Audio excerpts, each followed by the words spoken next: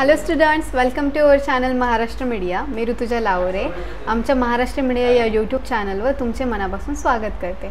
तर आज आपण इयत्ता तिसरीची गणिताची चाचणी क्रमांक 1 ही घेणार आहोत. तर ह्या आज आपण सॉल्व करून घेणार आहोत तुमच्याकडून. तर चला आपण सुरुवात करूया याला. आणि ह्या चाचणीला गुण आहे 10. तर पहिला प्रश्न आहे, खालीलपैकी कोणत्याही 2 संख्या वाचा.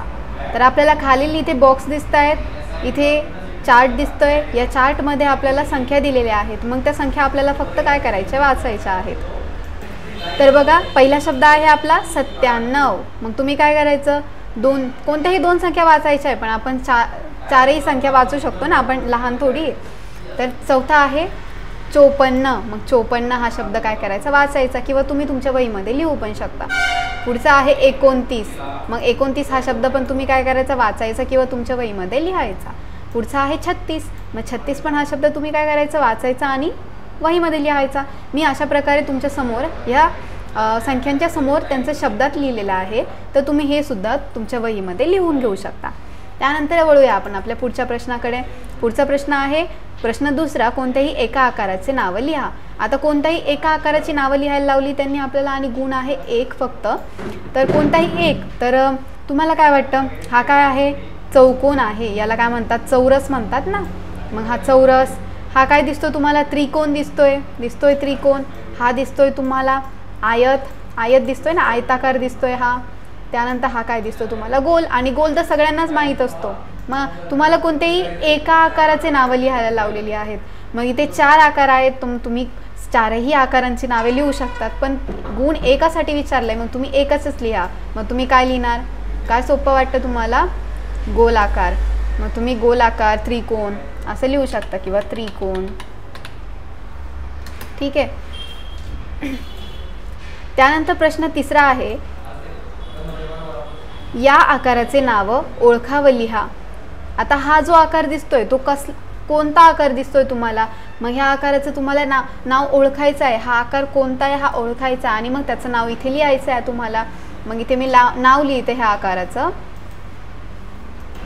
तर काय दिसतोय तुम्हाला, हा दंडगोल दिसतोय. हा दिसतोय ना तुम्हाला, हा जो आकार आहे तो काय आहे, दंडगोल आहे.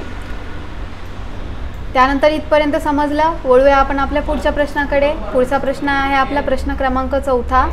संख्या अक्षरांत लिहा. कोणतीही एक, आपल्याला कोणतीही 1 किंवा 2 या दोन्हीपैकी एक संख्या काय करायची, अक्षरात लिहायची आहे.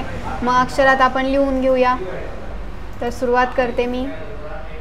हा काय दिसतोय तुम्हाला, 24 दिसतोय ना. मग तुम्ही काय करणार, 24 हा शब्द काय करायचा, लिहायचा. पुढचा काय दिसतोय तुम्हाला, 48 दिसतोय. मग 48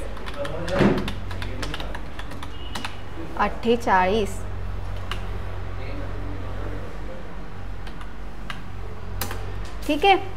बघा मी इथे लिहिलं आहे, तुम्ही हे तुमच्या वहीमध्ये लिहून घ्या. त्यानंतर जाऊया आपण आपल्या पुढच्या प्रश्नाकडे. आपला पुढचा प्रश्न आहे प्रश्न 5. 17 काड्या कंसात आईस्क्रीमच्या किंवा वाळलेल्या झाडाच्या घ्या. 10चे किती गट्टे तयार होतील ते लिहा. मग तुम्हाला काय विचारलं आहे, 17 काड्या घ्यायच्या आहेत. आईस्क्रीमच्या घ्या किंवा वाळलेल्या झाडाच्या घ्या. मग काय करायचं, 10चे किती गट्टे तयार होतील ते लिहायचं आहे आपल्याला. मग तुम्ही विचार करा. तर तुम्ही बघू शकता 17 काड्या आहेत. मग 17 काड्यांपैकी 10 काड्यांचा आपल्याला गट्टा तयार करायचा आहे.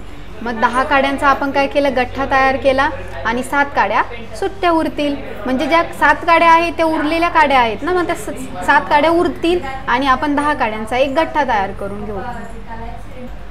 तर तुम्ही बघू शकता पुढचा प्रश्न आहे प्रश्न 6. चित्ररूपावरून संख्या कोणती ते लिहा. तर आपल्याला चित्र दिलेलं आहे, इथे एक दिसतं आहे चित्र. या चित्रावरून आपल्याला काय करायचं, की संख्या कोणती ते लिहायचं. म्हणजे आता इथे काय दिसतंय तुम्हाला, इथे एकक दिसतंय. म्हणजे 1च्या 3 नोटा आहे, म्हणजे काय झाले, इथे 3 झाले. मग इथे काय दिसतं, 10ची नोट दिसते तुम्हाला, दशक. मग 10च्या 2 नोटा आहेत. मग 10 आणि 10 मिळून किती होतात, 20 होतात. मग आपण इथे काय करणार, 20 लिहिणार.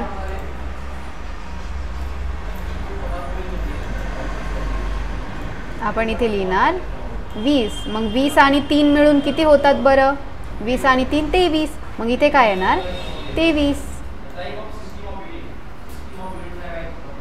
अशा प्रकारे तुम्हाला हे चित्र सॉल्व करायचं आहे. त्यानंतर वळूया आपण आपल्या पुढच्या प्रश्नाकडे. आपला पुढचा प्रश्न आहे प्रश्न क्रमांक 7वा, संख्या वाचा व तेवढ्या वस्तू दाखवा. कंसात दशक दांडे सुटे, काड्यांचे गठ्ठे सुट्टे. तर बघा खाली तुम्हाला संख्या दिसत आहे. काय दिसती? ही एक संख्या 63 दिसतीये आणि इथे 91 दिसतीये. मग दशक दांडे त्यांनी काय सांगितलं? खालील संख्या वाचा व तेवढ्या वस्तू दाखवा. मग आपल्याला वस्तू दाखवायच्या आहेत तिथे. मग दशक दांडे, दशक म्हणजे किती? 10. आणि सुटे सुट्टे किंवा काड्यांचे गठ्ठे सुट्टे म्हणजे आपल्याला ह्या वस्तू दिलेल्या आहेत आणि या वस्तूंवरून आपल्याला सांगायचं आहे की 63. मग 63 म्हणजे किती?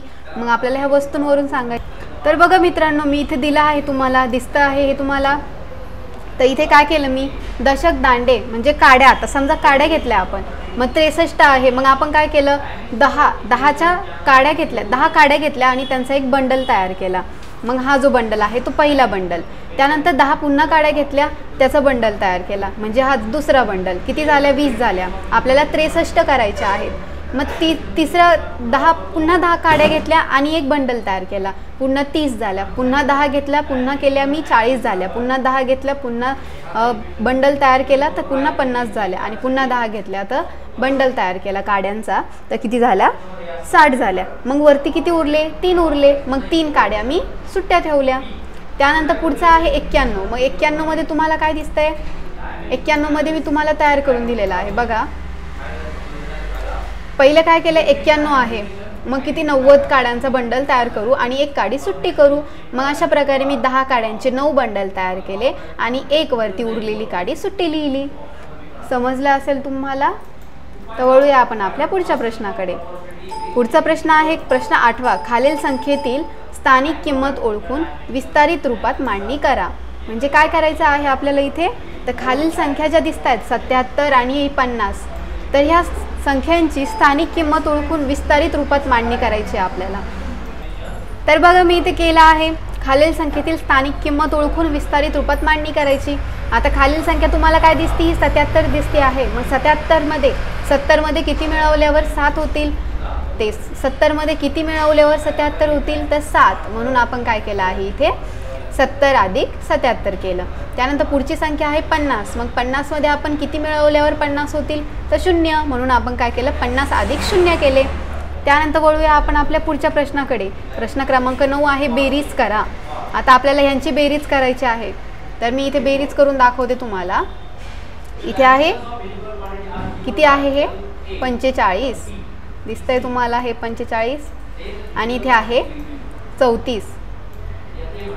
तर बघा आपण करूया यांची बेरीज. तर 5 अधिक 4 किती होतात बरं? 9. मग इथे आपण लिहिणार आहोत 9. 5 अधिक 4 9. आणि 4 आणि 3 किती होतात? 4 7. म्हणजे किती झाले? हे 79. म्हणजे आपलं इथे उत्तर काय येणार आहे?